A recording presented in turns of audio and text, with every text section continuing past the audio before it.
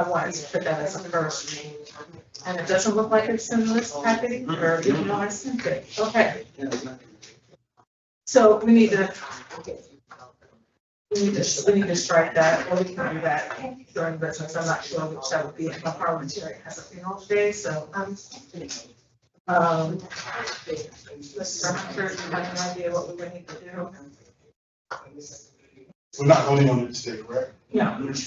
I make a motion to reconsider the adoption of the agenda with one change, that the strategic plan be notated as a first. You still want to be a first read?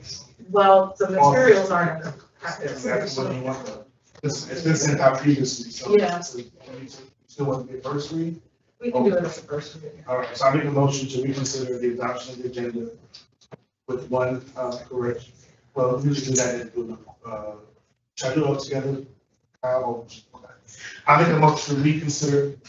I make a motion to reconsider the adoption of the agenda with one change. This will be new business. Item A1B, strategic plan be listed as a first read and not a second. During the discussion. We're gonna first got Second. I made a motion, Mr. Penny seconded. Now Why is it necessary for me to do the new business without amending the agenda? That's what I'm asking. I mean, there's no need for an amendment. It's just new business. It's not a new business. Is it not the fact that, it says second read and this is actually a first read? So we're actually correcting an error on the current agenda. So that's why, that's the only reason why I don't see it to be necessary. and we adopted that case if it doesn't happen. But we don't have it with us, do we, for the first reading? Right. It was email. It was enough, nothing to have to. But nonetheless, we normally have it here just in case folks miss it. Yeah. I submitted it. We're not gonna be going on this today. Okay. Yeah, so, motion by Mr. Penny, by Mr. Hunter, second by Mr. Penny. Are there any discussions on the matter?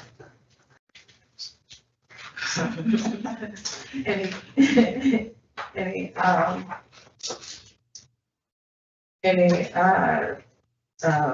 concerns with the, I'm sorry, I'm using, with the motion?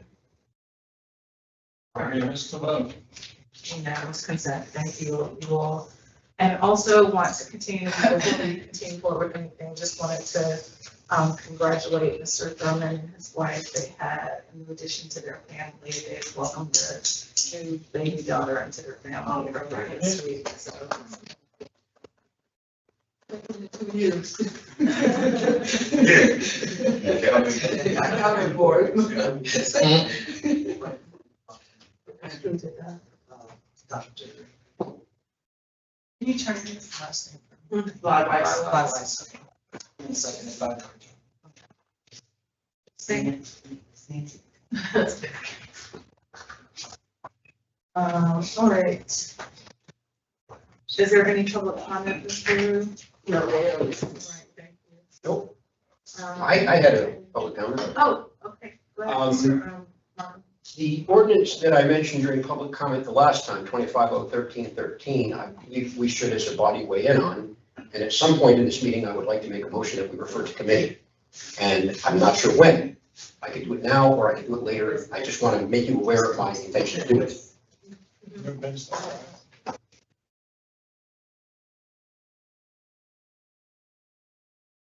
Any other public comment? All right, so we have our quarterly board appointee reports. Is Leonard here? Or no, you're here on behalf of Ms. Leonard? Okay. Mr. Ross, license review board. Yes. Tomorrow. Oh, member of the family. Okay. I'm a family member. Okay. Good morning, everyone. It's good to see everyone here. What this bring back old times. Yeah. So I'm Terry Ross. I'm the APAB appointee for the License Review Board. Most of you I know already.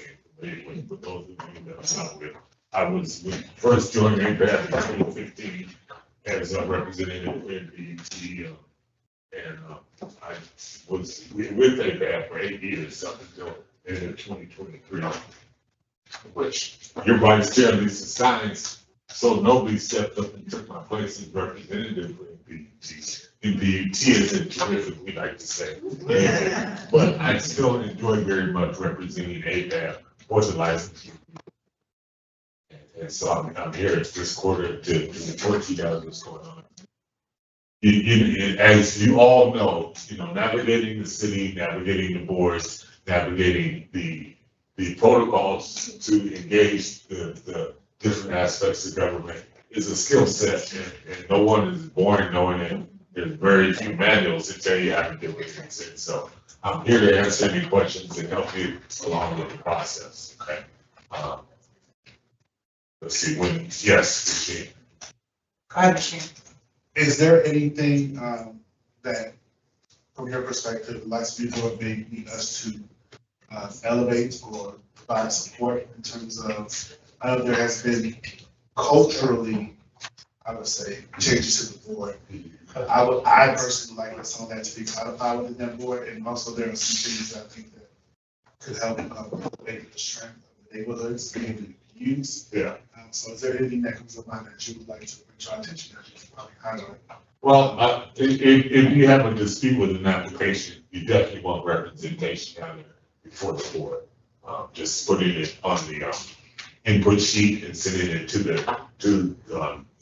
APD saying, that we oppose this application, that kind of thing. That's not really good enough because the applicant will be down there before us. They will tell us their side of the story, and we'd like nothing more than to hear that side, the side of the NPU. They are not listening to things, or neighborhood positions that are not being considered. But if they're transgressed through the NPU, then the board definitely wants to hear it. Does that make sense? Okay, Just follow up.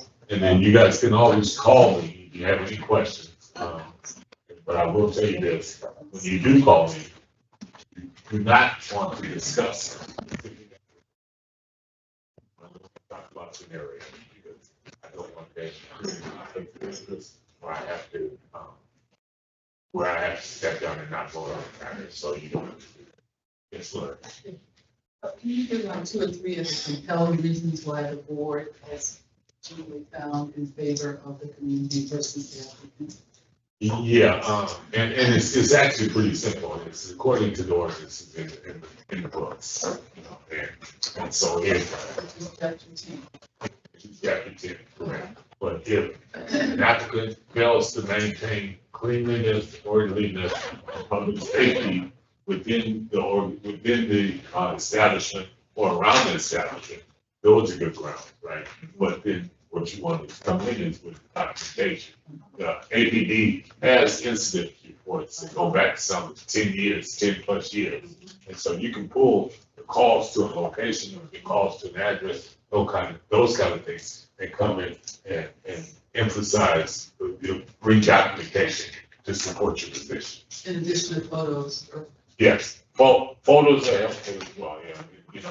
They let the room outfitted now with the big screen, so you can put it up on the screen so everyone can see it, We've even had the case where police went in on after hours, and they had their body cams on it, and they were able to put it up on the screen and show where they're walking into a place at 3 in the morning. There's 200 people there drinking and partying, and drinks are being sold, so that kind of thing. That's compelling. I just have one other thing, you folks need to call your zone in advance, at least 30 days of the hearing, because you have to do an open records request for those calls. Yes, absolutely. Absolutely. And that's one thing I wanted to share with you. Before an applicant is required to appear before the NPU, you have some position, you have some leverage there. So you want to act. I know that you don't get notification from planning to give you very much time to prepare for that, but you do have some actions to make, and that would be with Zone 1, Sergeant Thompson, with Zone 1, which is licenses and prevention within their police department, right? Yeah.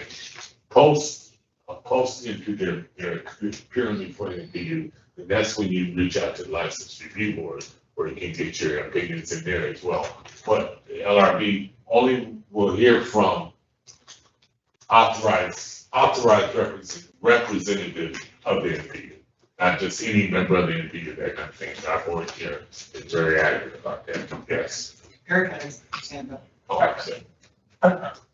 Is there a distinction? It sounds like we might be talking about revocation, or we especially talking about a new application or a renewal.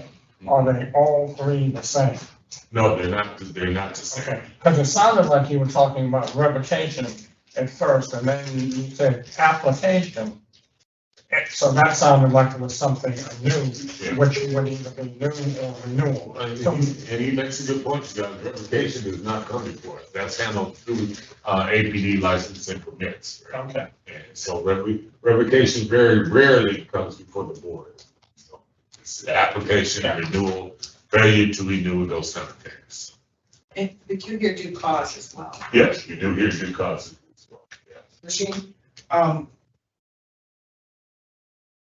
So it's been, I just found out recently that if you have a large gathering on a private property, and those can go up to the size of some festivals, that those liquor license permits are not permitted or required to come. Right. They go, they file an application, they pay their dollars, and go straight to. Yeah.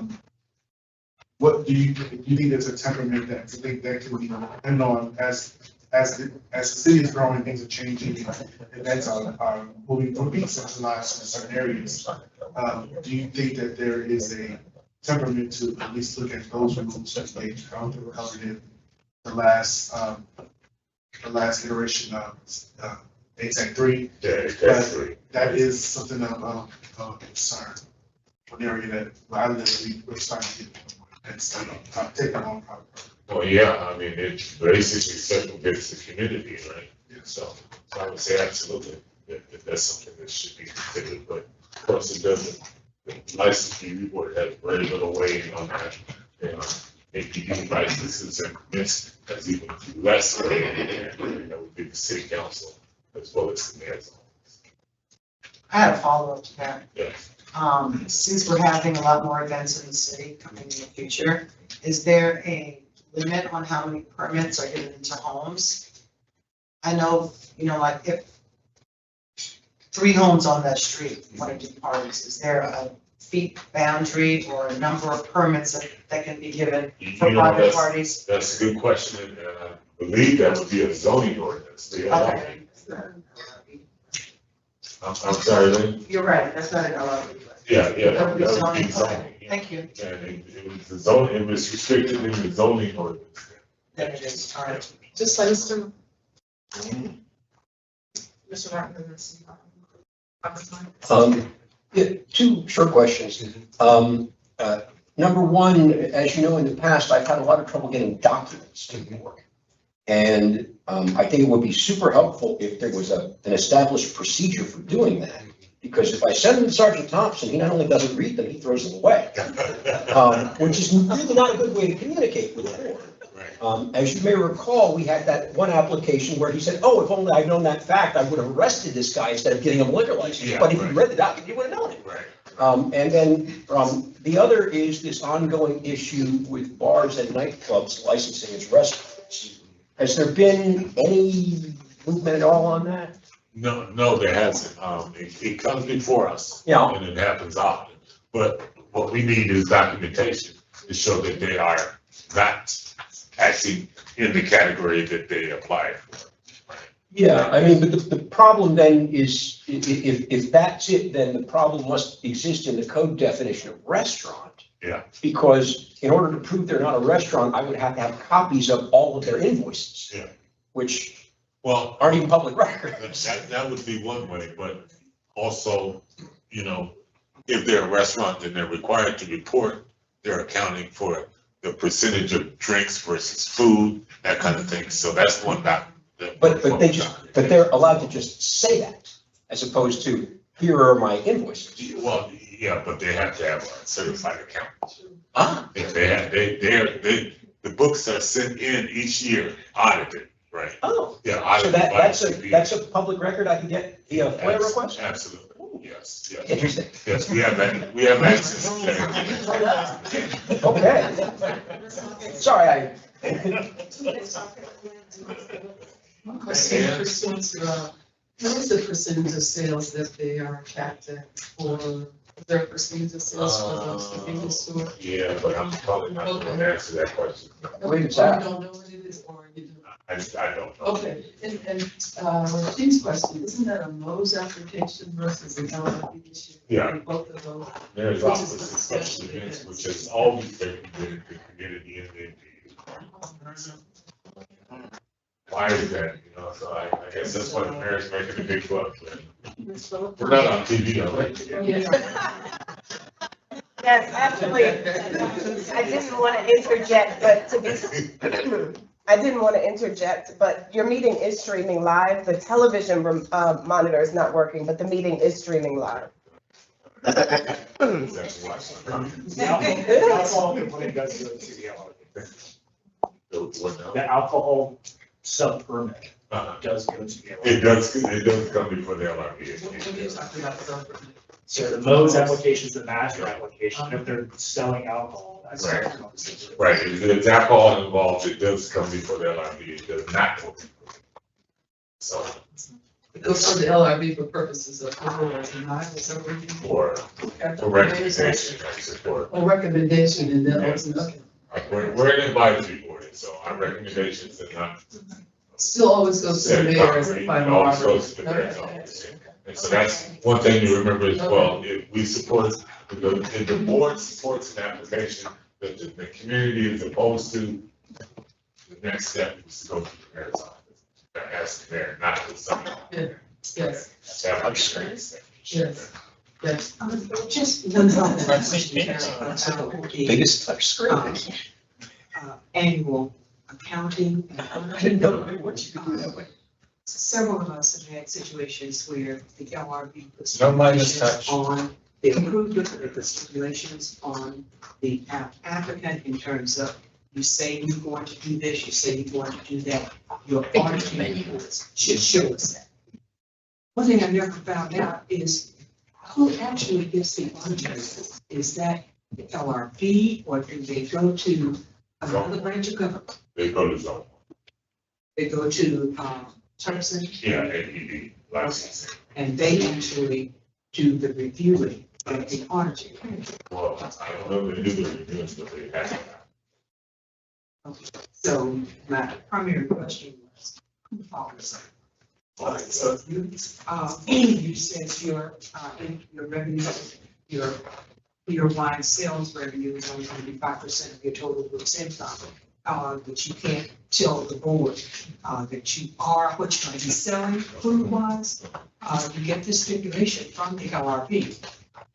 Who follows up? This is. Well, and actually, that's no one, because it's actually a stipulation of the ordinance that applies to that category, restaurant, right? 95, 5, 60, 40, that kind of thing. So it requires I tried that. and if they don't, then they can be deemed out of compliance, right? So we actually follow up with someone. Yeah, absolutely. Thank you. And the follow-up is, Lieutenant Connor has, yeah, he's moved, it's now Lieutenant Burrell, I want to say. Yeah, Lieutenant Burrell, I believe. That's more responsible. Yeah, but Sergeant Thompson has moved something around. Okay. It sounds like he's the hider of the ball too. He's actually a good guy, you guys, so that much I can say, but perspective always changes. In the trenches with people. Ms. Wallace? Yes. We're seeing a situation where a number of the problem actors that we had in our NPU, where we've been successful with due cause, have relocated to other NPUs. Yeah. And so in trying to be helpful across, I think it's important we share information. You know, Yes. when we get our Google Docs and all that out, that we share information about that. But what we noted in working with them is that their change of ownership. Yeah. And as you go through the layers, if you dig really deeply into the layers, you know, LLC pointing to another LLC, Right. pointing to another entity, pointing to another entity, it's the same individual that's a kind of the pea under the mattress.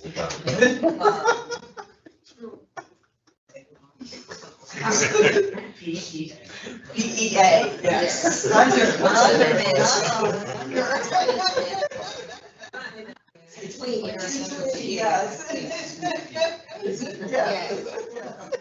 Referring to a particular fairy tale.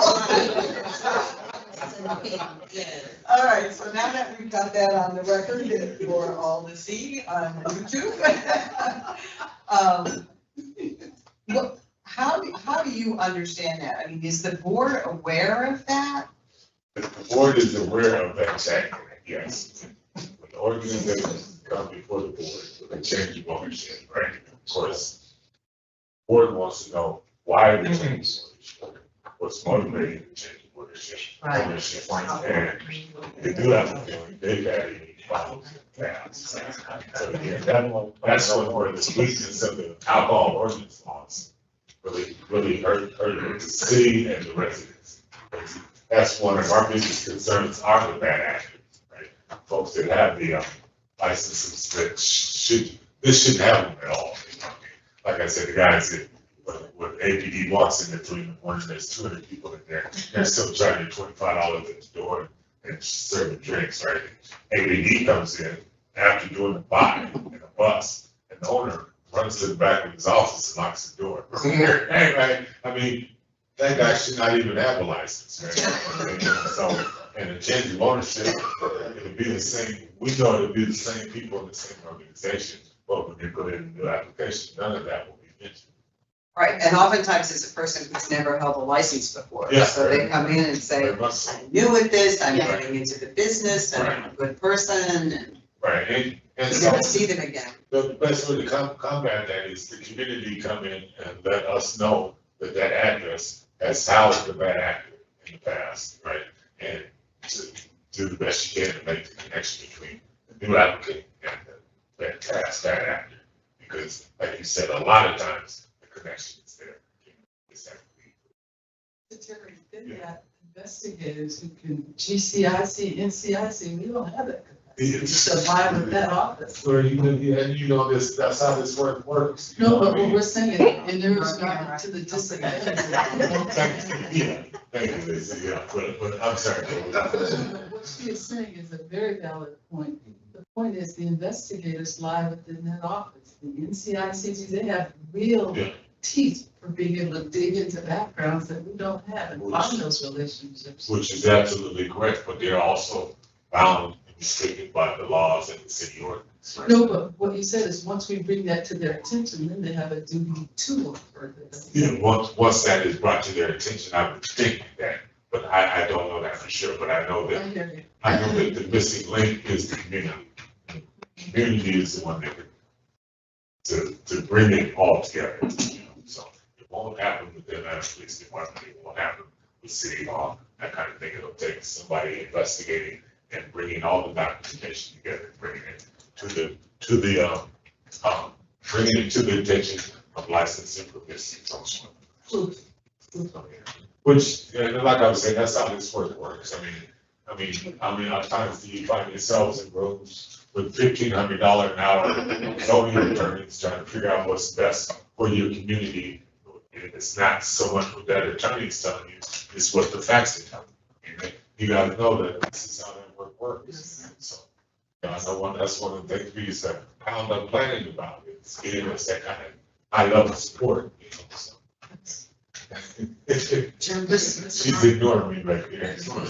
Oh, I'm sorry, I didn't hear it. I know she heard me. Since, I promise I didn't hear it, but since you have since I have your attention, maybe a work session would be in order for the topic. Yeah, yeah, that's actually a very good idea. That's a very good idea, because, and again, ATAC three, Rashid mentioned it, you know, and the alcohol ordinances have been reviewed, ATAC one, ATAC two, ATAC three, and there's still some weaknesses in those laws that seem to hurt the community and help the applicant. And so those things have to be addressed.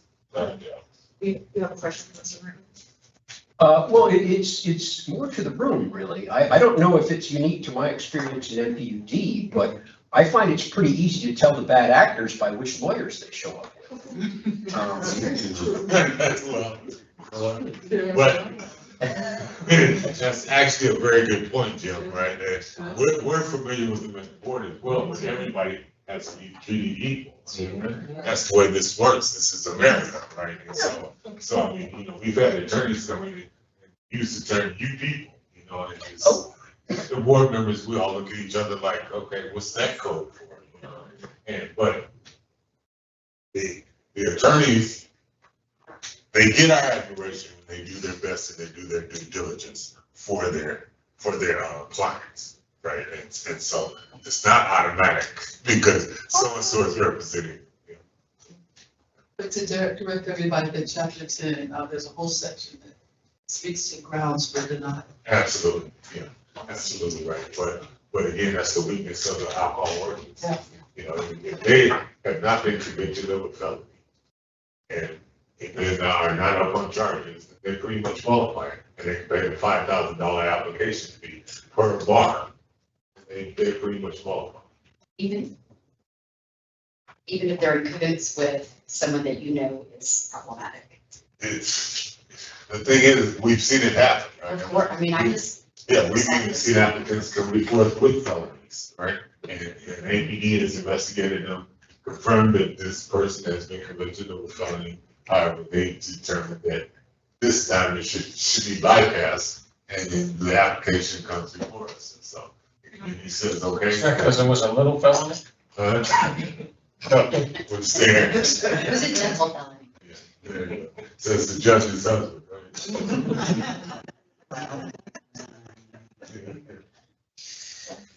Interesting. Any other questions for Mr. Ross?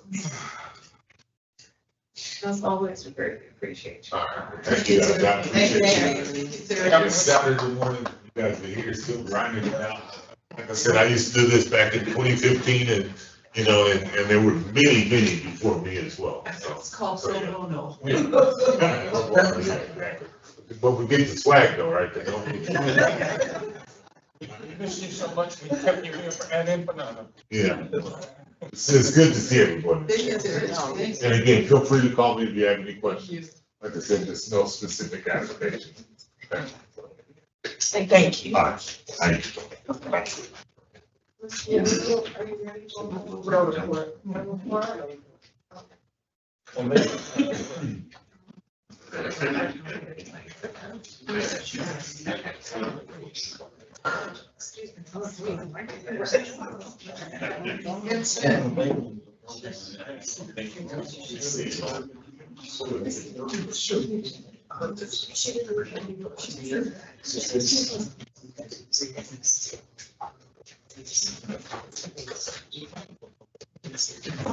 All right,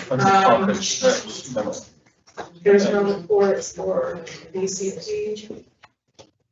No updates or announcements or anything, No. Ms.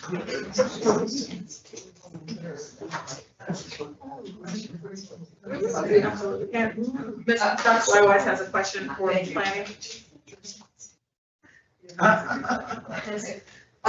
Could you review kind of the timeline? We know that ATL 2.0 was dropped, people are going through it. If you just review for us again the timeline, is there gonna be another period of like public question and answer on the revised draft? I'll have to look, I have no idea. I'm not a part of the zoning 2.0 team. Okay, you're talking about zoning 2.0, right? Yeah. Yeah, I'm not a part of that team, so I have no idea, but I can look it up. Okay, I thought that they could continue the timeline. Okay. Do we need something to come up with? I don't think so. It's just, I think it's helpful to just, I think it's September, which means it's creeping on us really fast. So I thought it just might be helpful for us to have that, front of mind for our communities. And so you're looking for another, you just want to know the general. Yeah, if there's gonna be another period of public comment, because as we go through, the revisions, people are starting to ask some more questions, and I didn't know if there's gonna be another round of public comment, or if it was gonna be. Meetings or just submitting comments? I think Kyle We probably know has they the answer. submit comments, because you gotta go on that thing, listen to some other things, I yeah. I see Kyle, I don't see anything, I just see previous meetings online, I don't see upcoming meetings, but did you find something, Kyle? Not related to a specific meeting, but Keeler Brassey is leading the effort for the consultant data post. They posted their new newsletter as of a day or two ago, and the public comment online is available through September the 2nd. September 2nd, okay. And it states in the newsletter, while no public meetings are currently scheduled, stakeholders are encouraged to review the draft and share their feedback during this important phase of the process. Where are you reading that from? From the atlzoning.com website. Okay, so September 2nd, that's not that far. That's Labor Day weekend. Did you say September 2nd or 22nd? Second. Thank you. Thank you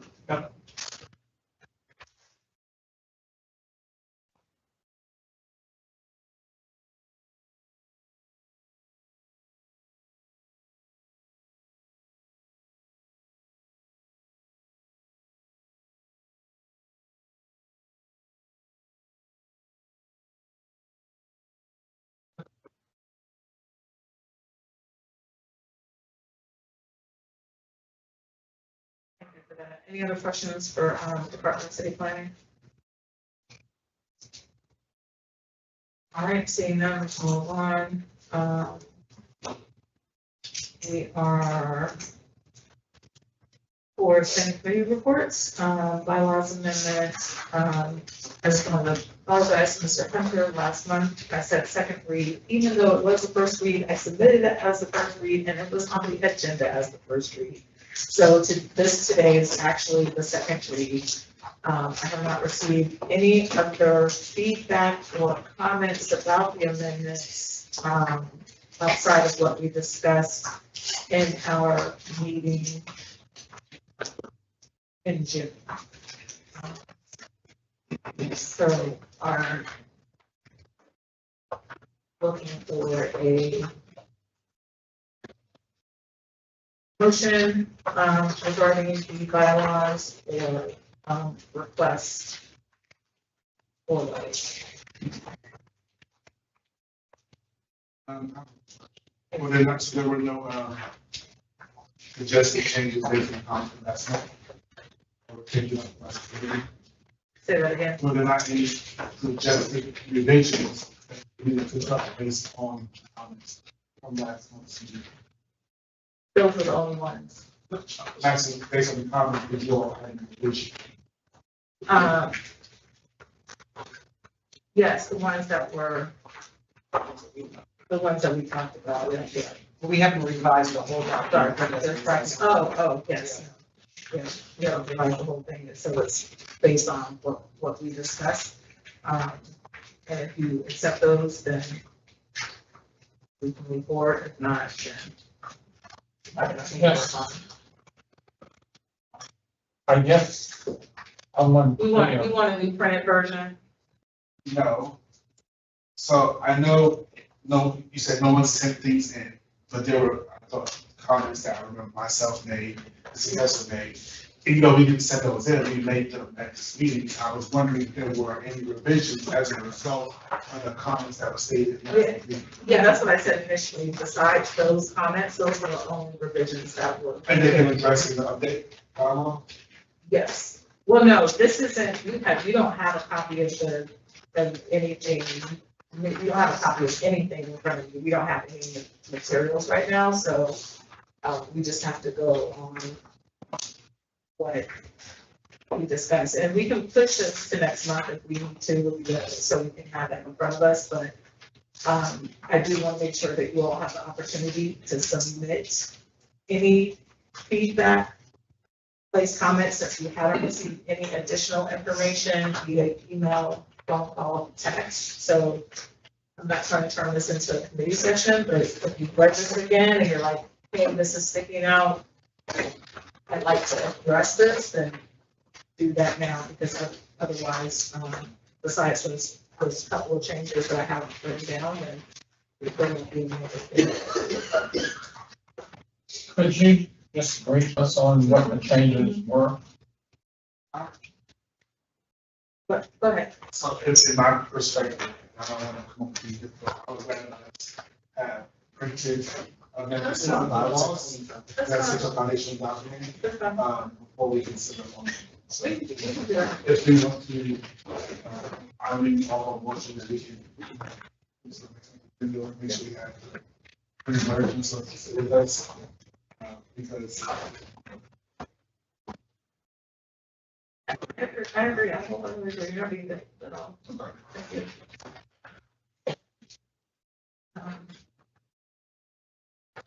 So, that was that motion? I can make one, you want one, or we, okay, I make a motion that we, defer the bylaw amendments to next month's meeting, and at that time, we'll take up possible action. Second. Any discussion on the matter? Who made the second? Read it. My name. From Ms. Harden. You are.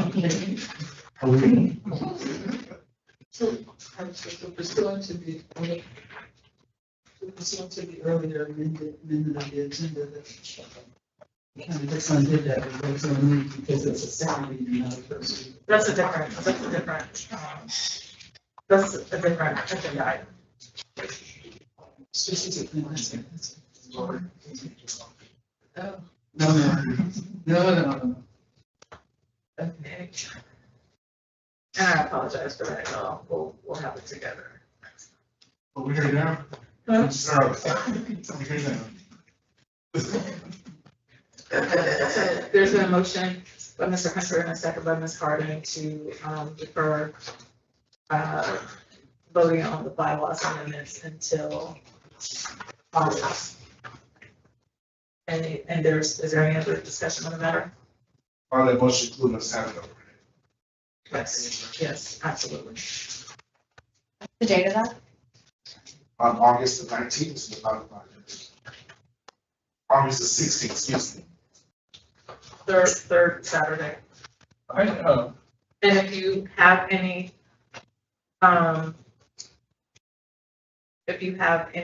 feedback, recommendations, changes, revisions, I ask that they are submitted by, August 1st. Madam Chair, I was asking that we get a verbal briefing of what the changes were, so that in essence, if we weren't necessarily in agreement with what was changed, we would have an ability to include that in a follow-up.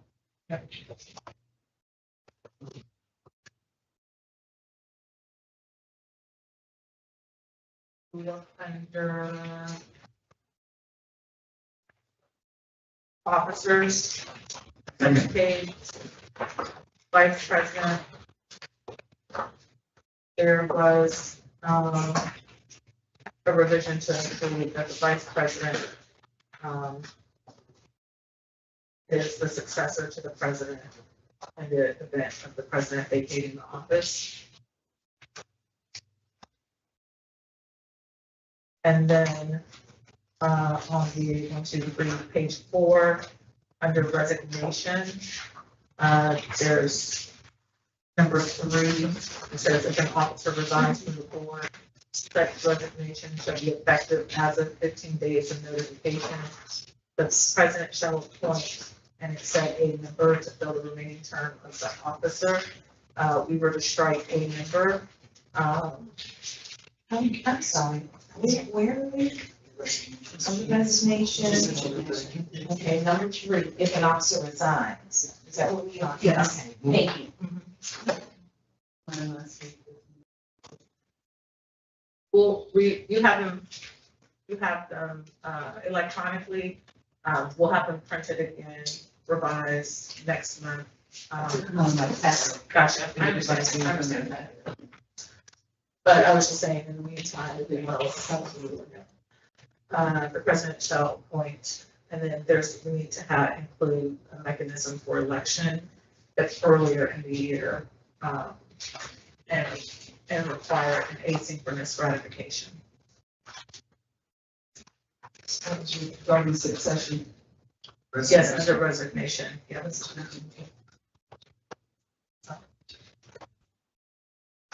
Oh, that's already there. Okay. Yep. And that's all I received so far. We needed to add the language of succession from vice president to chair. I believe that's under the existing bylaws, this is just the amendments. Yeah, right, we weren't changing that, it's an existing bylaws, and Robert Rules calls for us, I don't think we need to add that in. It's existing, it's just how I proposed red line changing things here. So there was confusion last month, because this isn't the totality of bylaws, this is just the proposed changes. But you all should have the bylaws in your packet, and Mr. Martin's request was that we print out the whole thing. So what I can do is send you a version in the totality with the amendments within the whole bylaws. But what I don't want to do is reprint the whole bylaws, so when you get this revision, it will still just be the amendments, but you will have a digital version with it included inside of the complete document. Mr. Martin. Mr. Martin. I was just gonna say, I mean, I don't think there's anything particularly controversial here. And we always do have the option to amend our bylaws at any time of the year, so. I mean, I don't see why we couldn't just move ahead with an approval, and if more amendments are needed later, we can do that later. Well, we're in discussion for a particular motion. Right, no, I understand, we're in discussion for deferral. Yeah. And just so we're clear on why I'll be voting against the deferral, it's like, I think we can just do it. I understand. Mr. Cascar. Since it is a second reading, I think it makes sense for us to have any revisions from last month that were discussed and not say agreed to formally, but taking into consideration the committee to present document, should be reviewing that document today, not rehashing it again, debating semantics on it. So I would prefer that we vote in favor of this motion. That being said, is there any other discussion on the motion? Seeing none, we'll take roll call vote. Ms. Owens. When you're ready.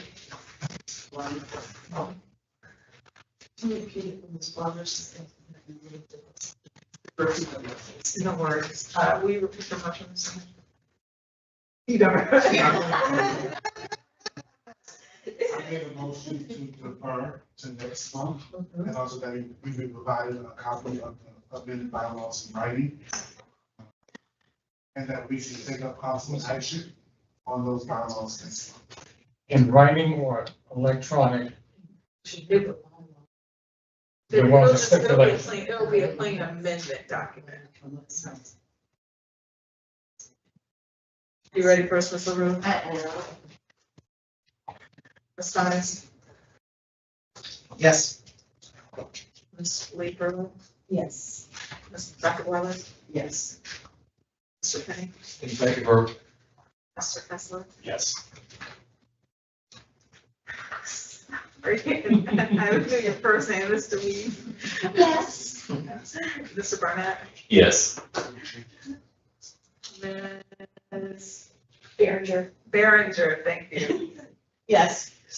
Ms. Harden? Yes. Mr. Martin? Yeah, okay. Mr. Toomer? Yes. Mr. Sears? Yes. Mr. Hassan? Yes. Mr. Hunter, thank you, Ms. Lee, Ms. Barber, Ms. Lee, Yes, for the defer, yes. Yes. Ms. Phillips, Yes. and Mr. Taylor. Yes. Thank you. And I abstain, Ms. LaRue.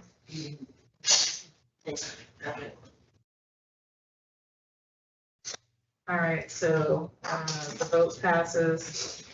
18 days, 0 days, Thank you. And we will have it together for next time. And forgive me, I do know y'all's names. I just want to let you know, I call my children every name except their name. I call family members, it's a hereditary trait, and it's like my aunts, my grandmother does it, so. I just go down the list. I used to be called by my uncle's name when I was a child. Please know that it's not. Yes, just like family. I do know who you are. So we are going to the APAB 2025-2028 strategic plan, first read. Same consideration. I'm sorry, y'all don't have a printed copy. I did send it electronically a month and a half ago. The governance committee reviewed it again at the end of our committee meeting on June 26th. And there were no significant changes, just some questions about capacity to actually achieve the intended goals.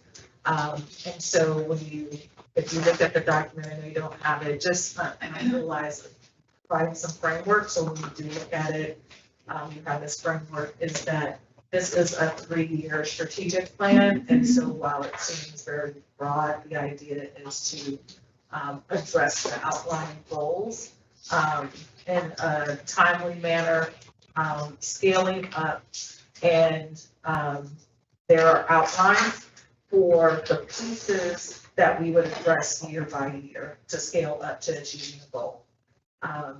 Some of them are very practical. Thank you. Some of them are very practical, but let me look at your screen, it's better than mine. Some of them are very practical things that we can do immediately, and then some of them are what I would call aspirational goals, where we're kind of flexing our muscle, and that is very intentional because we are establishing ourselves as a valid, trusted advisory board. And so there needs to be a point where we're pushing beyond what we're doing now and being able to achieve that. So if we progress to something and we get to that, to progress and make objectives, then I think that is great. But we may not, achieve like the big goal, or we may achieve it and it may be year 4 or 5 instead of year 3. I don't think that means that we have failed. I think that means that we're making progress and have established ourselves and able to achieve these things. So there is a vision statement. I'll read that very quickly. To be a trusted, representative, and impactful advisory board that promotes inclusive, equitable, and sustainable urban planning and development in all Atlanta neighborhoods through informed planning and robust citizen engagement. And so the big buckets of priorities, first priority, which is actually, these are prioritized in order, accountability and plan implementation. And so the goal is to advocate for transparent, ongoing monitoring and public reporting of progress and implementing adopted city plans and policies. So basically, we have a lot of plans. Are they being implemented, and are they being implemented in the way that we gave all this feedback about during the process of creating it? And then looking at, as these plans are being implemented, comprehensive development plan, transportation plan, climate resiliency plan, which is coming up. what is the impact that they're having on our neighborhoods and our communities. And yes, the city and the departments will be tracking that, and so it's our duty to hold them accountable to that and ensure that whatever feedback that we're receiving from our residents is aligned with what is supposed to be happening. And so there are several objectives aligned with that. And then the second priority is civic engagement and participation. So the goal is to enhance civic awareness and empower citizens to actively participate in planning decisions that shape Atlanta's future.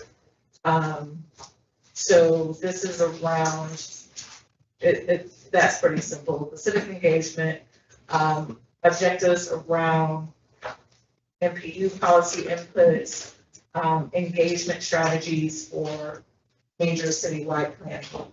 And then participatory budgeting, advocate for a citywide participatory budgeting process that reflects community priorities and enhances transparency and equity.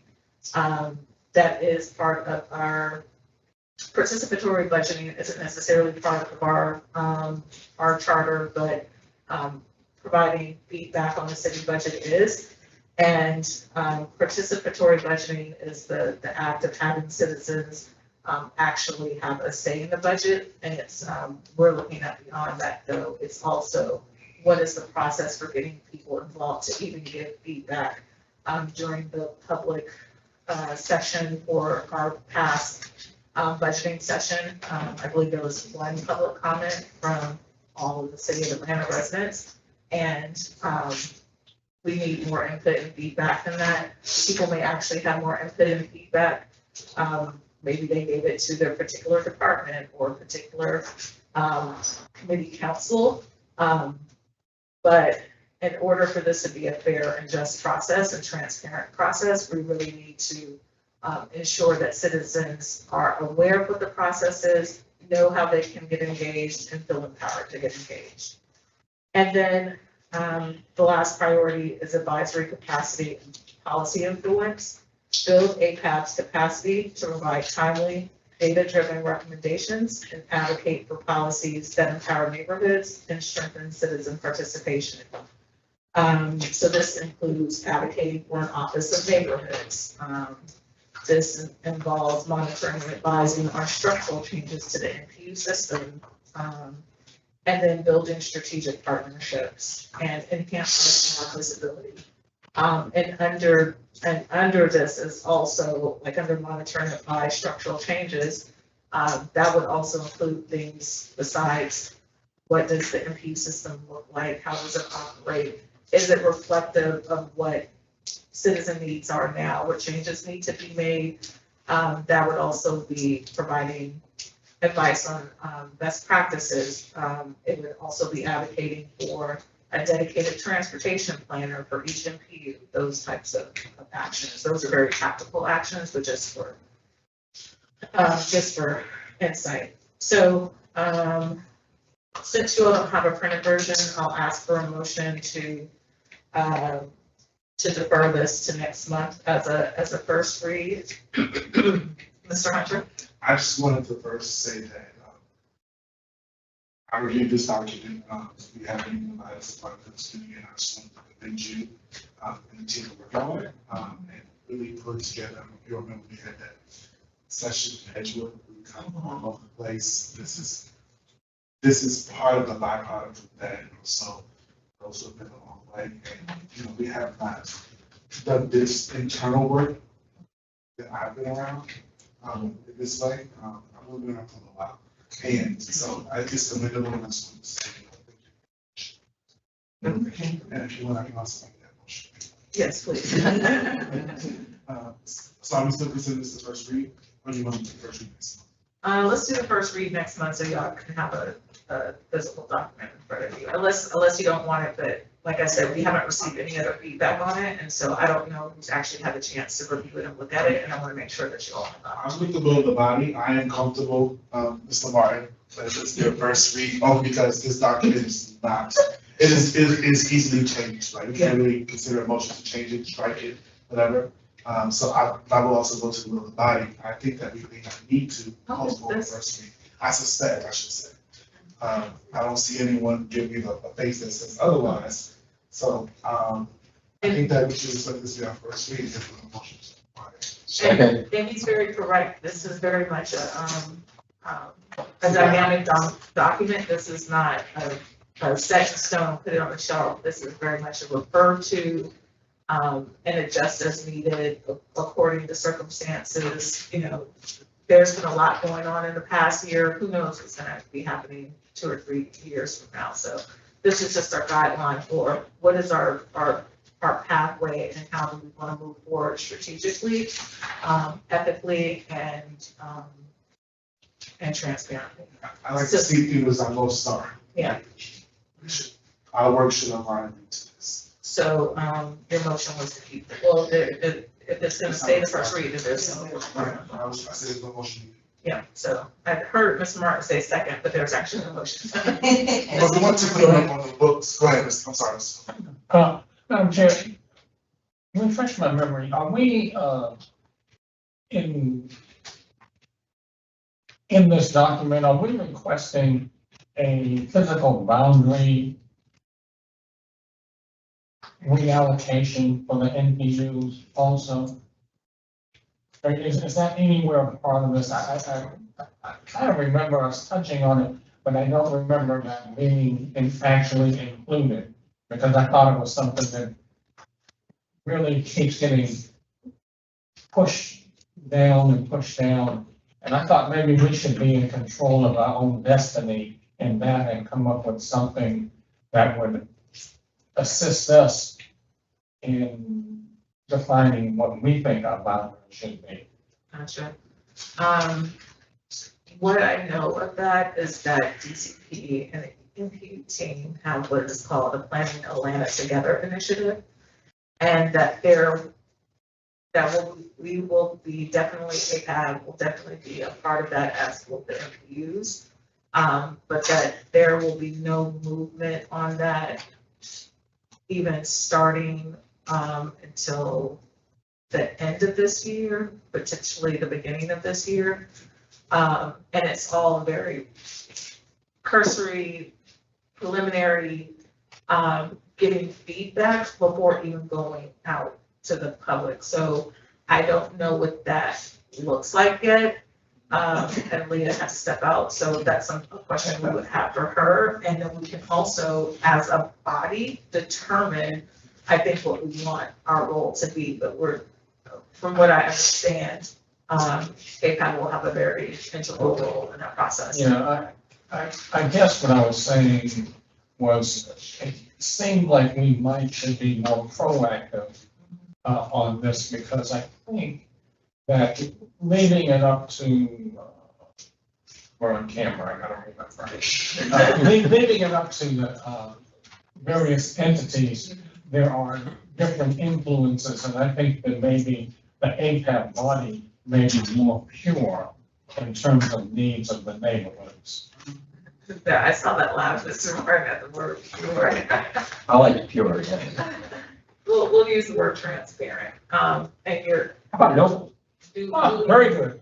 Nobility, we're all noble. So if that is something that you'd like to bring over, we can consider bringing that forth, to a committee to investigate, as far as like how we want to be proactive. But Mr. Hunter, I'd like to hear your comment as well. I just wanted to add that the code does list qualifications. It has, maybe qualifications is a strong word. The code does have language that talks about what DPU should have in order to qualify for DPU. But also, our council member passed something, I don't know if it was a resolution, a couple of years ago now, stating that any changes to the DPU system would have to be approved by city council. So my point there really is that is a function of the government, but it's not outside of our wheelhouse, which already is. We can give our advisory information in terms of what we think should be and should not be, what should be considered or not considered. But in terms of determining the boundaries of the NPUs, in my opinion, we can have very strong opinions, but it will always be just that. Because it is a function of the government. That's why it's important when we be on record. Mr. Martin? Well, my MPU unanimously approved a very small boundary move with our boundary with MPU C, which also unanimously approved the same boundary move, and it's been a couple of years now, and nothing's happening, and our councilman is ready to do whatever needs to be done, but there seems to be no process for this. And I know Leah and I talked about this the other day on the telephone, and I think the conclusion of that conversation was nothing will happen this calendar year. Yes, but what might happen next calendar year was not clear to me. The boundary amendments, the small tweaks will probably happen closer to the beginning of next year. And then,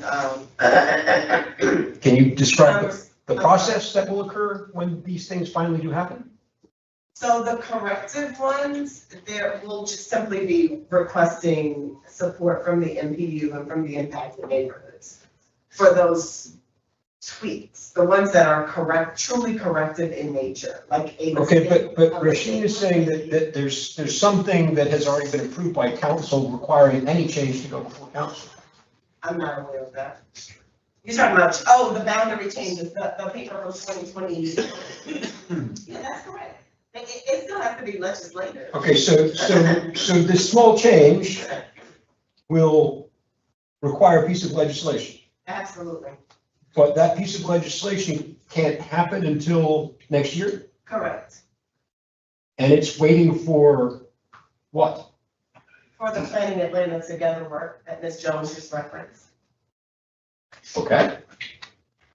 Yeah, we don't have the bandwidth or the interest in making small tweaks that are one-offs all around the city. We want a systematic effort, an initiative that is thoughtful and that includes the input of APAB and obviously includes the input of the NPUs, and that is well planned. And I don't really support tweaking things here and there without a plan.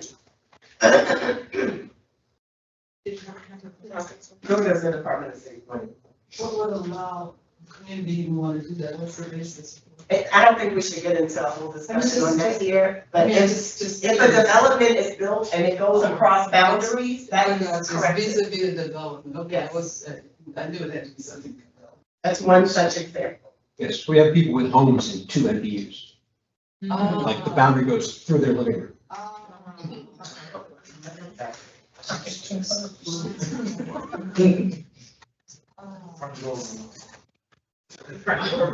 Right, Yeah. that's the entrance. That's how we got the porch into the land. Yeah. And the West Side Park is in NPUG because the address is in NPUG, although the park is in 2 different NPUs. Stuff like that exists all over the city, It's not needed. all over the city. Are there any other questions, comments?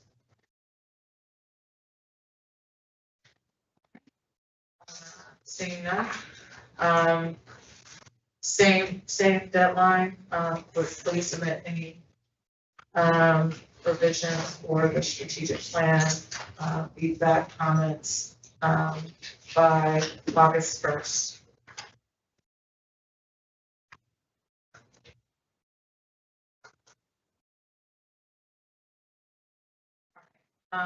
Board appointments,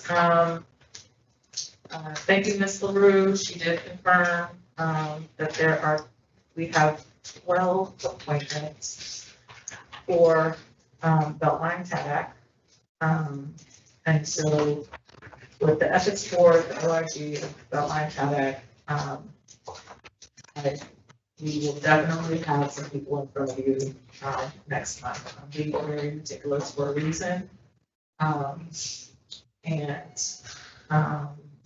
Because I want to make sure that we have people that are not only participatory on the board and responsive on a board, but are also understand their accountability to APAB and being able to be responsive to us, communicative, as well as, understanding the need to provide insight on what is happening. Mr. Hassan and Mr. Martin, 12 total seats that we can appoint to, or 12 Yes. empty seats? 12 total. Okay. 12 total. It's a very large board. I think the total is, I think the charter says like up to 48. Yeah, that's Mr. Martin. Yeah, I had also sent you the name of someone for the Impact Fee Advisory Committee. Yes, and I have that, and I will submit that. Okay, so that does not need to be on our agenda, that's just going to go through. Yeah. Okay, Because it's just a, no, I understand, I just didn't, he asked me the other day when I saw him what the status of that was, and I didn't know the answer, so that's new. we can talk offline about why I was waiting. Okay. Mr. Chairman. Did we, two questions. One, are we adding additional to our appointments to the TAG? I'm going to see here. Yeah, because I think apparently the municipal clerk only, for some reason, they only had, that we were supposed to have 8 appointments, but Beltline and Charter said that we have 12, so that this will be updated. Yes. Okay. The second one, did we lose our appointment to Fulton County Development Authority? We never had an appointment to Fulton County Development Authority. Wasn't, We had a. Atlanta Development Authority. Oh, okay. I had a scout I saw, he was calling. Yeah. He was out. He wasn't our. He was just. Oh, okay. Don't call him on. Is he not still on the Fulton County Board? Not sure. I thought it was next to Investment, but I guess not. It was. We have an Invest Atlanta. Right. Yeah. Right.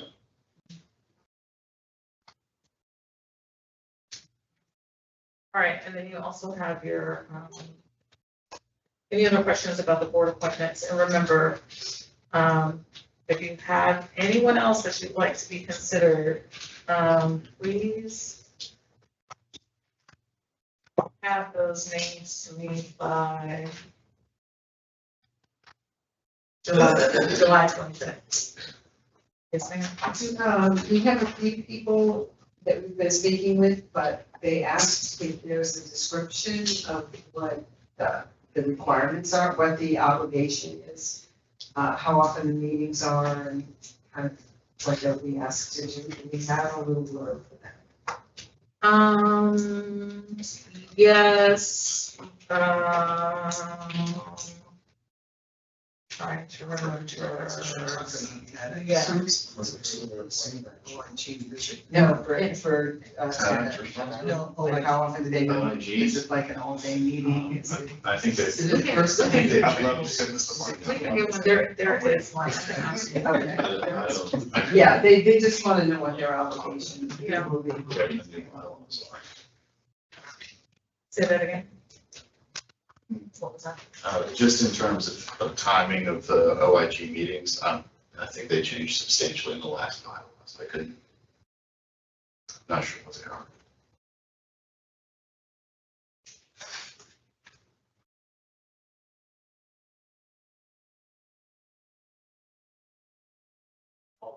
Kyle Lamont is vice chair of the Melbourne County.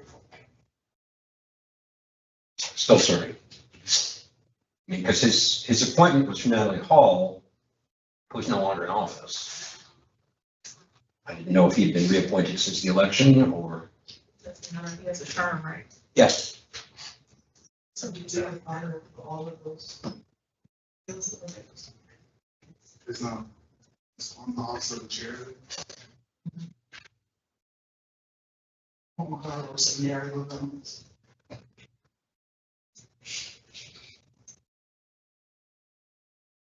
Any other questions or feedback?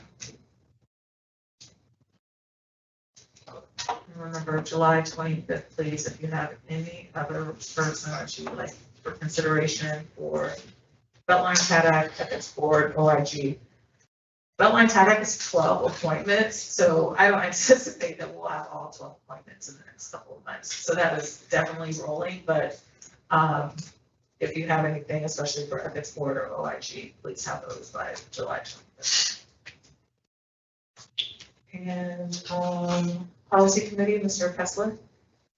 We did not meet, so we do not have a report. I sent an email to everyone to follow up from this and responded to our next meeting schedule so we can have form and not if we need to.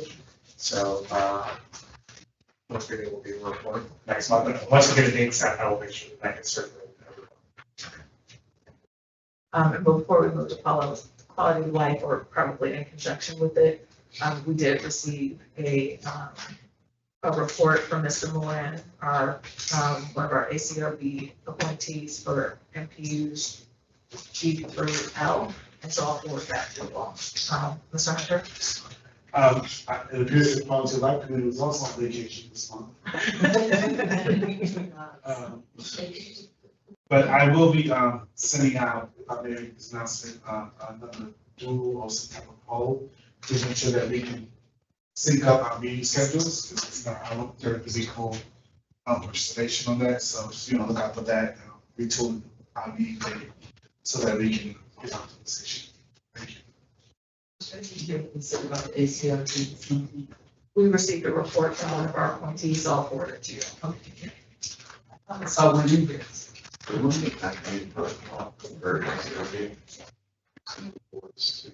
To APAB and then be distributed.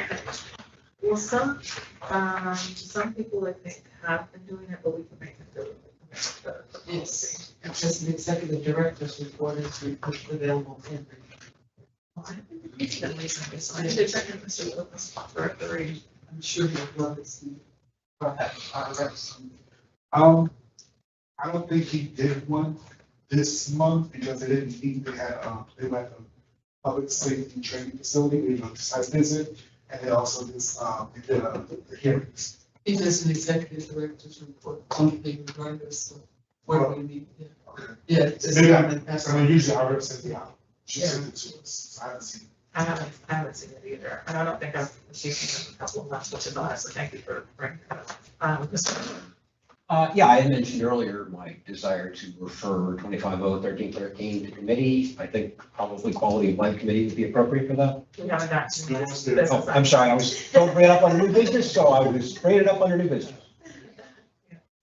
Anything else for quality of life, Mr. Hunter? Nothing. All right, now, new items for consideration. Floor is yours, Mr. Clark. What I just said. I did write it down. Can you tell me that number again, please? Oh, it's 25-0-13-13. It's listed in the minutes from last month. What is it again? It is an ordinance already passed now, so we'd be adopting a position on something that we'd be asking them to undo, but, or not.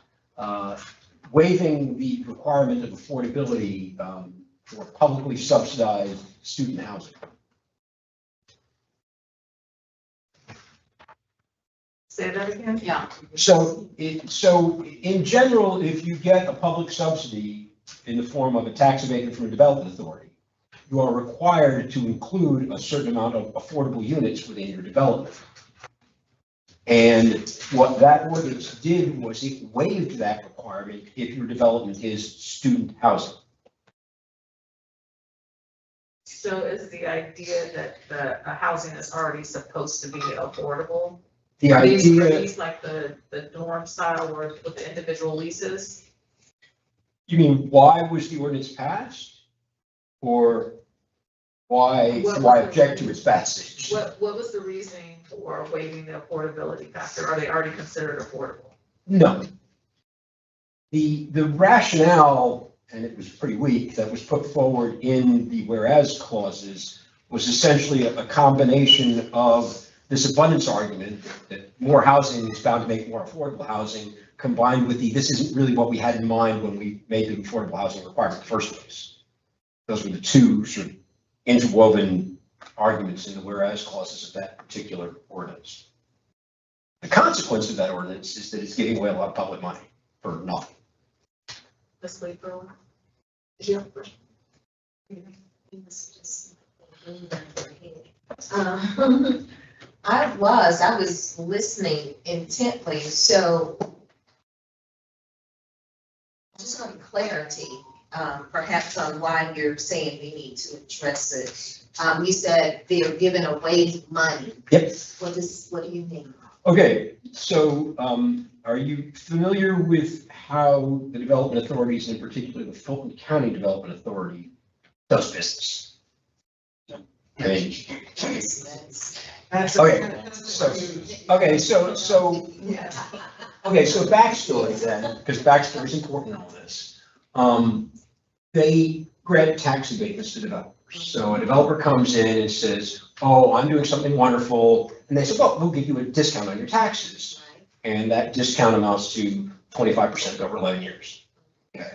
So that's that much less taxes that they have to pay because the thing they're doing is wonderful.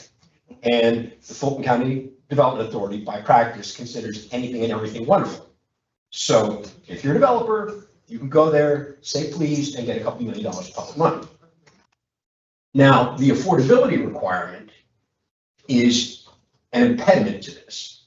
So a developer will look and say, well, I can get that money, but I'm going to have to include this affordability, and that is going to put a cost on me. So is it really worth getting the money? And what you find looking back over the years since that requirement was put in place is the overwhelming majority of developers who either are, by the nature of their development, already building affordable housing, or who are required to include that same affordable component for other reasons, like inclusionary zoning, are the only ones going and seeking that money. In the years before this development, anybody who's been building anything went and got that money. So it's saved us a lot of public money. Whether or not it's actually created any affordable units is a separate issue, but it's saved a lot of money. Now, waiving this requirement is throwing away that money. And in particular, the Fulton County Development Authority approved an abatement for DC Tech communities a few months back, in December it was. And this ordinance is essentially giving that money back to that developer who already built that development. So you've got a developer who already built a development, getting a gift to incentivize him to do the thing that he'd already done when he got the gift, and now being given back the only requirement that was ever placed on the gift, which was the affordability. So it's basically taking $1.6 million out of the pockets of taxpayers and handing it to a very wealthy developer in return for absolutely nothing. And it's creating a conduit so that we can do that again and again and again without any scrutiny. And so in this particular, I guess, development that you said student housing. Yeah. So are you saying that percentage of student housing was not, that affordability percentage, are you saying that was not there? Or the developer did provide that? It's an ongoing requirement, right? That you have to discount the rent on a certain percentage of units. That's how the affordability is provided. Right. So you can build the development, and once that affordability requirement is gone, you just charge more rent. I mean, it's not part of the built form. So you can switch off the affordability at a moment's notice. So my question for you then, Mr. Martin, is this in response to this particular developer, or are you concerned about this as the overall system? I mean, I think it's not clear to me whether the gift to this developer can be reclaimed. But the conduit that has been created for future gifts is greatly concerning to me. And it relates back to our discussions from last year about tenement type developments. Because if you have a single apartment and you rent it on 4 leases to 4 different tenants, right? Which is exactly how student housing works. You can get a lot more rent for that apartment than you could if you rented it to a family, right? So it's a very profitable model. And the last thing in the world we need to be doing is gifting public money to developers who are building a very profitable model. So with this particular, and this is. Well, I mean, we don't actually have actually needs to be this is the reason why you were asking for it to be referred to. Yes, I mean, we haven't drafted a position on this yet, so a lot of this discussion would be in committee. Yeah, so however, we need to determine if this is something that even needs to be addressed, Ms. Phillips. No, I was about to ask him what was his recommendation to the board regarding this, since the ordinance has already been passed. Essentially, you just want us to go on record as opposing this. I would say that, but also that what we need is another ordinance striking down the language that was just added. I mean, calling for an ordinance saying, text amendment, delete these words. 25/0/13/13. The question about the ordinance number, I thought 25, was it 1313? Yes. 25/0/13/13. But in any event, I mean, this would all be discussion in committee. I'll ask for your feedback on this, since this will be referred to policy committee. I think my concern is this is a very specific example, which seems to be valid. But does that actually indicate that there is a systemic problem? And I don't know if there is. I would need to see other examples. I would need to know what the reasoning was for. I'm curious as to what the reasoning was. Is the student housing are considered affordable, considering that they have individual leases? And I know some of those places you can get an apartment fully furnished, everything included, for like less than $700 a month. So I'm curious as to, and all of this has already been debated and it's been passed, so. Actually, it was never debated. That's the interesting thing about it. The totality of discussion in council and council committee meeting was one comment by Jason Winston, which was, and I quote, "This ordinance is ready to move forward." After that, it was consent agenda. Before that, it was deferral. And before that, it was simply reading the caption. So that was the totality of debate in council committee meetings. It has not been thoroughly considered by anyone. Gotcha, thank you for that. Mr. Kessler? Mr. Martin has brought this to my attention. If it is referred to the policy committee, we will definitely discuss. And we're doing the fact sheet. This did receive some debate and was initially not supported, then reversed by the Development Authority of Fulton County. Per the fact sheet, they stipulate, if required by the City of Atlanta's Affordable Housing Ordinance, this agreement or this development would set aside 10% or 10 residential units at or below 60% of the area median income. But yes, it does appear that this developer then sought relief of that requirement through legislative action. Yeah, you're talking about that specific development, not this ordinance. I would presume that this project led to that request, which is also what you were stating. Yes. I think, well, I mean, I don't know. So, well, let me carry on. So we can take a look to see if there are other instances, right? But Mr. Martin has stated, if nothing else, this would create precedents for other folks to seek the same thing. So even if there's not a lot of past precedents, it's probably worth taking a look at the policy standpoint. Okay, we'll refer it to the committee and policy. Thank you. So we're referring it to policy, not quality of life, is that correct? Okay.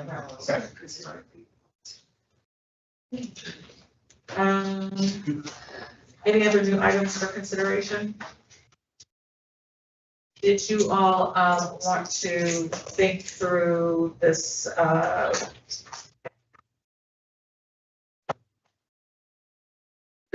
topic that Ms. Flywise brought up regarding the previous applicants for LRB and these, whether we have a recommendation or think of some policy regarding how to address people that are moving from MPU to MPU and in that phase. Ms. LaRue, I know you mentioned a work session for that. For all the LRB related. With what was your recommendation, a work session with bodies? Yeah, I would suggest inviting Ms. Carter, who's the chair of the LRB, and Mr. Sergeant Thomason, Sergeant Thompson to also attend, of course, inviting them. They will bring along or send whoever they think is most useful to the conversation. And then inviting all of the MPU chairs and any interested APAB or public safety chairs, if they're interested, and any interested APAB members to have a conversation around alcohol licensing. I do think it would be useful though to have Kay Stevenson, who was APAB's appointee to ATAC 3, to participate in that conversation, because I think she may be able to answer some of the questions before they even come about, but also asking Councilman LeBron, or he's already demonstrated that he's willing to attend the APAB meetings upon invitation. So maybe asking him to give some sort of update on where the ATAC 3 recommendations are. I know he's introduced conversation, debate at council, but I don't know where those recommendations went. ATAC 3 did an extraordinarily thorough job, as y'all know. Their work was very thorough, and I'm just not sure where it went, but chances are, whatever concerns y'all have already been considered, or at least it's possible that they've already been considered by ATAC 3. So instead of reinventing the wheel, it might be helpful to just find out where we are right now. Thank you. You must go to the getting the findings of APAB. And all the seats myself. It was sent to all the APAB members when they first last year. We sent it on that. And then did a presentation too. Kay Stevenson We sent an email, we sent all the, oh yeah, sure, there is all the rest of my. Did I see a couple of hands? I'm just going to suggest that we can have that meeting, a work session, instead of a regular schedule. It's not advantageous, Via Zoom? we can do it, in city office. On our Saturday, we can have a work session instead of an actual meeting, especially if we want to have limited no business meeting voting items. We can do that instead. 2 hours. Instead of, taxing, here, with additional. I love that idea. Any other comments? Do you think it would be helpful for us to have case scenarios and issues that are happening to address it? To show there's like proof, if something they can do retroactive, I don't know, I'm just throwing it out there. I think first step will be sending Councilmember Juan, and Kay Stevenson, an email asking them what the status is and getting an update, and reviewing the actual recommendations to see where they are with that. And then from there, we make a decision. Yeah. Because if it's happening in neighborhoods, are we gonna need legislation to change that? Or are we just gonna need the recommendations to that particular body to make those changes? The work session is identify, figure out what we can do, and create a plan. So what we'll do is, governance committee will discuss, what we want to do, and what we plan, and we'll let you all. I don't know. It's been here for months. It's the same fly. Remember? It's been the next time. Mr. Timmer? Would it be possible to do a two-step? The first step being to have a council member come down and AC3 come down and present to us, and then that way we can probably form a better information. That already happened. I was gonna say, Kay Stevenson presented, like, what was it, a year, like, into 23 or something like that, so. Mr. Jones, if it would be helpful, I'll dig up the recommendations from ATAC 3 and send that back out. Plus, we have new members who weren't here at the time. I'll send that out to everybody, and y'all could, especially those that are interested, review that and see if it answers your questions, because regardless, even if what your hot button issue is already represented in the recommendations, it still hasn't been addressed legislatively. So the ask that you would then be placing on the council is to actually address these recommendations legislatively. Gotcha. Thank you. Mr. Kessler? Before Ms. LaRue sends it out, I will send to her, relevant legislation that has been adopted or introduced, so that we have a picture of the status. Yeah. There was only one though, right? I remember. There have been multiple policies related to it specifically, and some other council members have introduced things that are not recommendations that need to still be germane to the conversation. So I'll just make sure that gets to you. Yes.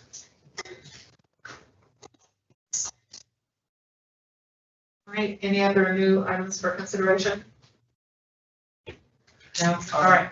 This is not a new item, I guess, consideration to really picking it up, but there was several articles on several organizations about Fulton County introducing a resolution to withdraw the West Side tag.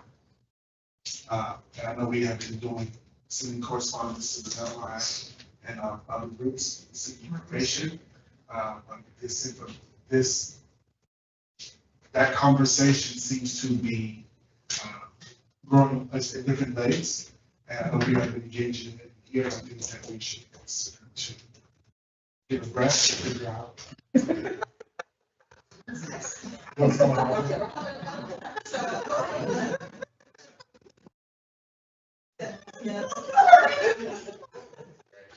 I didn't realize it would be that loud, I'm so sorry.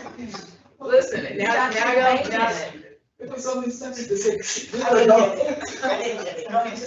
and as a result of that conversation, if you watch the meeting, there has been EPU leadership that has been involved. We have now the Fulton County some members involved. I think there was a correspondence from the mayor's office to the commission. So, it is becoming a bigger part of the conversation. And I think that we have already been plugged into, but there are other outlets that are bringing voices to that we should consider. Not sure where we're going to go with the plan is, but it is a conversation that seems to be beginning to boil. So something we had discussed previously, we were talking about specifically the Beltline tag, but also realizing that this needs to be a larger tag discussion. We were just discussing that particular piece. So for Kyle, policy committee, you were already sort of had you done any other research for any other tags yet? We had our overall policy. Yes, and then we brought back sort of thoughts on the website specifically. But yes, as soon as our committee can meet again, we can discuss it again. Just to add to what Mr. Hunter said, there has been a resolution introduced at council to request that the Fulton County Commission does not pass their resolution. So that will be back up before the full council when they return from their recess, and likewise, the Fulton Commission does not meet again this month. So there's not any immediate action on it, but there will be a very hot topic again in August as the Fulton County Board of Commissioners considers a property tax millage rate increase amongst other things. So, Ms. Harden and Mr. Martin? Mr. Martin had his hand up first, so. Sorry. Now, I wanted to know, do we know why they want to pull out of the West Side tag? I'll call you. Okay. Thank you. Yes, I mean, they stated as much. They have, they're having some financial difficulties, right? They have a federal consent decree on the Rice Street Jail, amongst other big ticket items they need to pay. And as they have discussed, much of their concern on the West Side tag is that the funding is to support the redevelopment of the Gulch. And they think that there could be better use of county tax dollars than some projects that they feel don't need. They want their money back. That's what they said. Well, and they are not wrong in that Atlanta Public Schools has previously negotiated payments out of the TAD.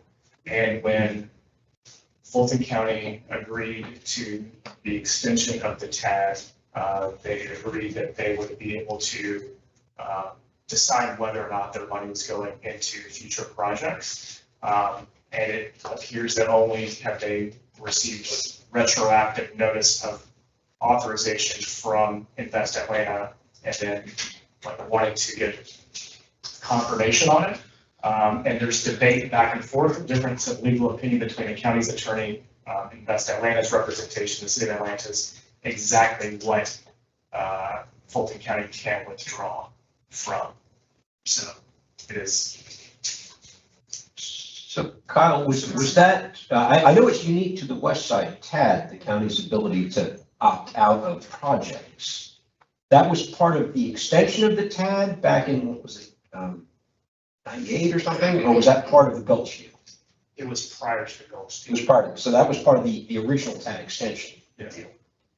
And unfortunately, the resolution, it wasn't part of the actual text of the resolution, it was sort of oral amendments that were made during the process. That's why there's not great documentation on it or clarity on exactly what it means.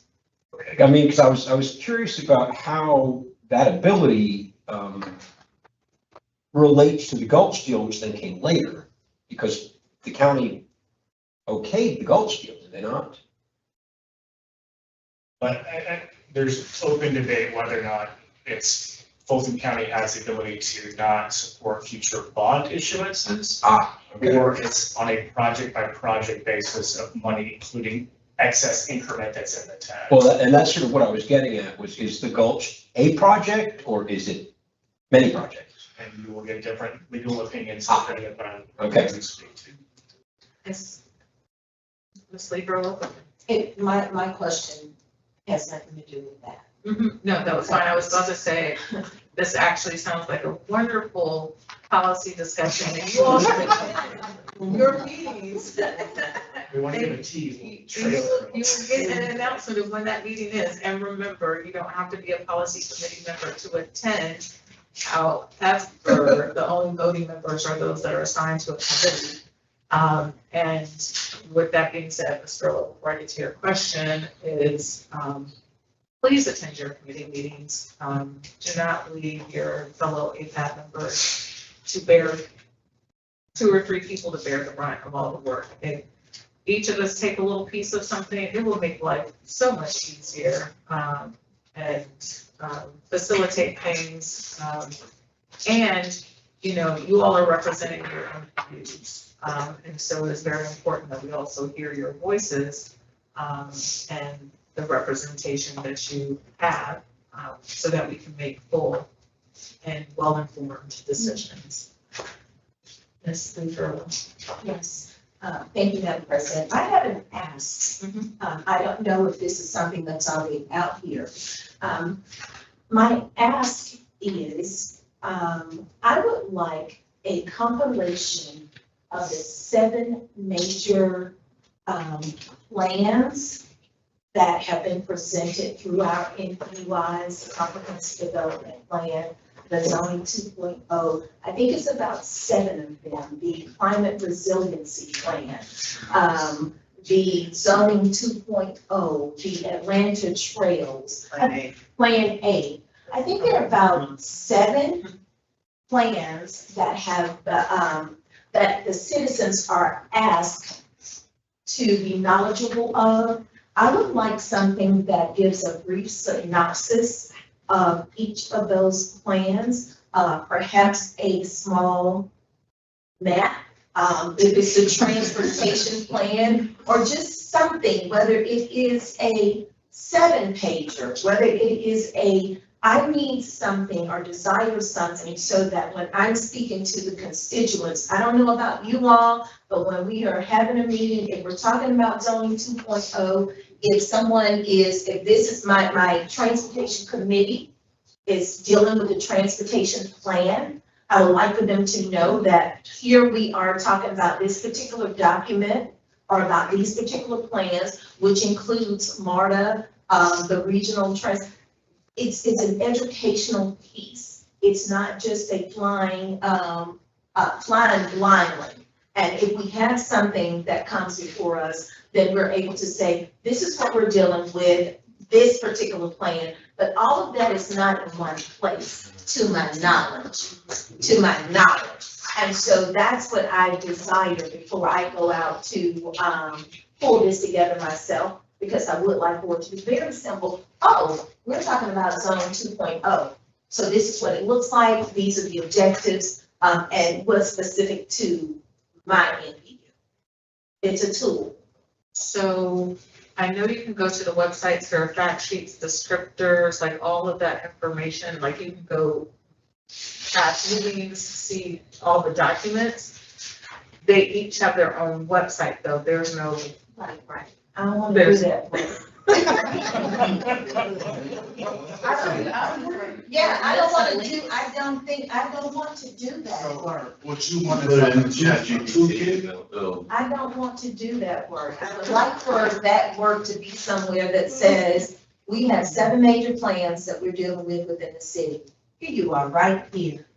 And then if I need to go to a website to get that, because I get that from my constituents when they were just earlier when we said, are we still doing zoning 2.0? Oh, that's A. Oh, that's, I would like some continuity of communications being simplified. Looks like Mr. Hassan existing. Yeah, we have a couple of answers, Mr. Hassan and Mr. Ryan. To that point, but like GIS Atlanta, GIS Atlanta.gov, and then there's all the different GIS subsets that you can access from there. So I'm just like, oh, that's this site. Boom, that's what I want to do. I go to this site. Something like that would be great. Another point, from what you say, it'd be cool if maybe each of the NPUs assigned planners could, I know, I'm sorry. Maybe in the future, I don't think, that's like, you know, or like, could go like, oh, here's all the plans, let me pull out the bits for UW. Right. That pertain to UW, and then let's send it all to them. Because, you know, I can do that, but I might not do it well enough to be able to understand. If a city person is doing it in the way that the city intends to tell everyone, that's different. How I intend to tell everyone is very different, so, yeah, thank you for bringing that up. But just keeping it simple too, that's what I'm saying, it doesn't need to, and then we can I don't deep wanna- dive, yeah, we can deep dive individually for our own interviews. But I just want a space where all 7 of those major plans are together, and it's just, hey, here's 1, 2, 3, 4, 5. Just a point of reference. I feel like that's some work for the city, and also in my mind, I'm like, that also seems like that could be on our webpage too. Where you could go and say like, here's the link, here's the plans that are active or under review. You would still have to, once you click that link, you're still going to another site, but. I don't want that, I want 1, 2, 3, here's 7. You want a dedicated full-time planner that is assigned to your NPU, whose job it is to support the needs of your NPU. That's what you want. I want them to give me a Yeah. tool that I says, understood. this is comprehensive development, this is zone 2.0, this is, and it's just 4 or 5 little pages. And when I show up at our meeting, we're able to say, yes, thank. There's no we're staff talking about person, this. Ms. there is no city staff person who would do that for you, who is assigned or responsible, or more importantly, has the bandwidth to do that for you and the other 24 NPUs. It just doesn't exist. And it would just be one tool. I understand exactly what you're saying. There's I'm no not confused about volunteer. what you're saying. There's no, Yeah. What APAB should be advocating for, which will sound very familiar to many of you that have been around for a while, because I've been saying this for several years now, you should be advocating for dedicated full-time planners assigned to your NPU. And not planners who attend your meeting and have a full-time job. That is not your NPU. So 26. I will say that I can think of at least a dozen instances where several people have requested that in various ways. It is part of our new strategic plan, and we will have a formal recommendation and request for that.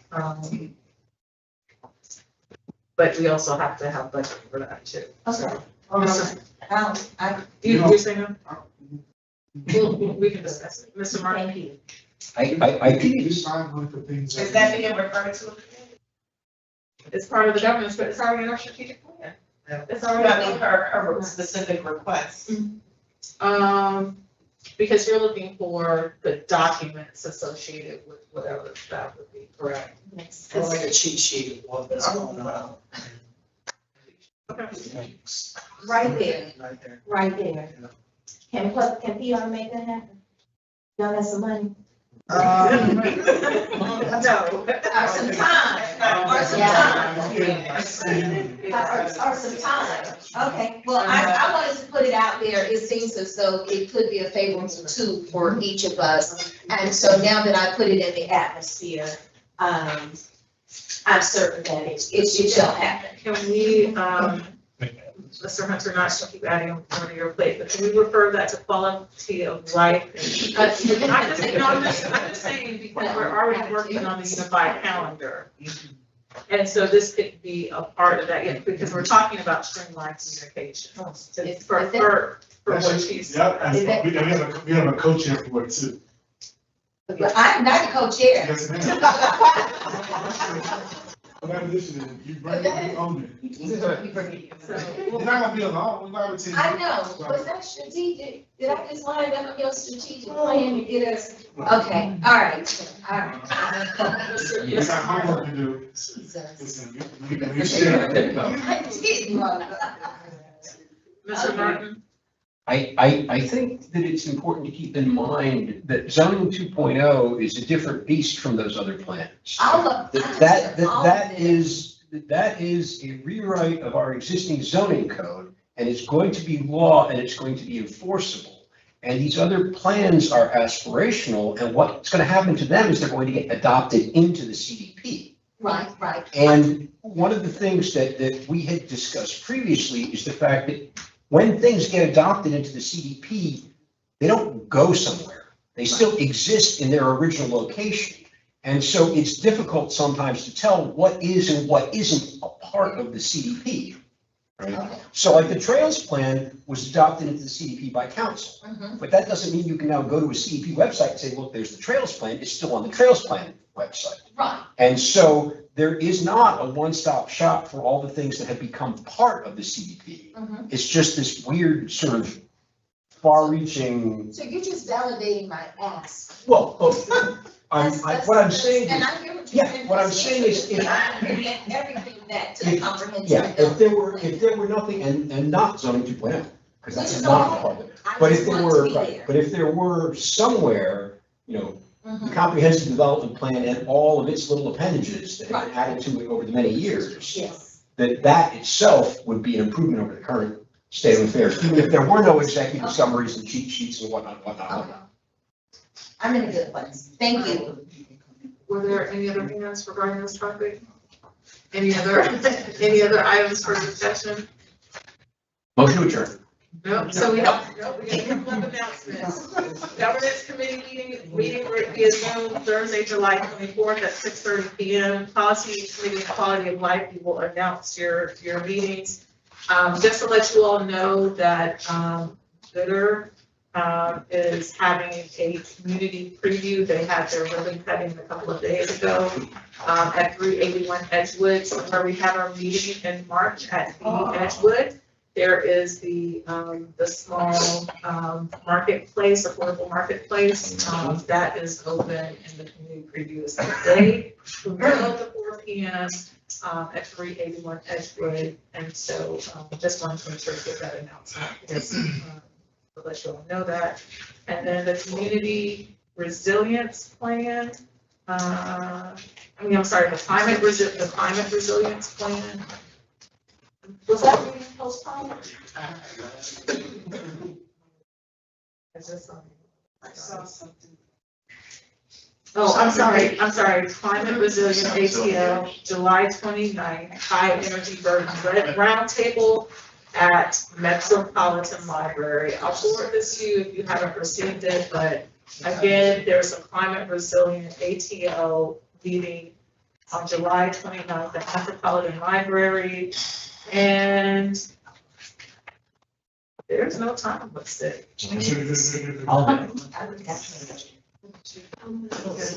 Okay, we're almost done, so I'm trying to see. I see no time on here. So I'll ask, oh no, here we go.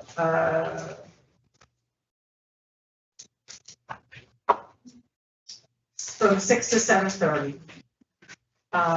There will also be one on Tuesday, July 22nd at Cleveland Avenue Library from 5:30 to 7:30. There will be one at the Northside Branch Library on Northside Parkway on August 26th from 5:30 to 7:30. And it looks like the last meeting, the wrap-up meeting, will be Tuesday, September 30th here at City Hall at 5:30. So we can skip that, so there's other meetings, but there are two meetings this month. Tuesday, July 22nd at Cleveland Avenue Library, and Tuesday, July 29th at the Metropolitan Library at 6 o'clock. With that being said, we also will have an onboarding session July 29th, 7 p.m. for our new board members. Is it open to any board member that wants to refresh or just new board members? New board members. All right, just for new board members, so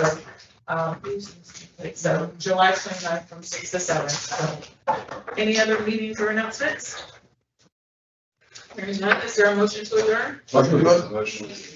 All right, so have a good weekend, everyone. Where's the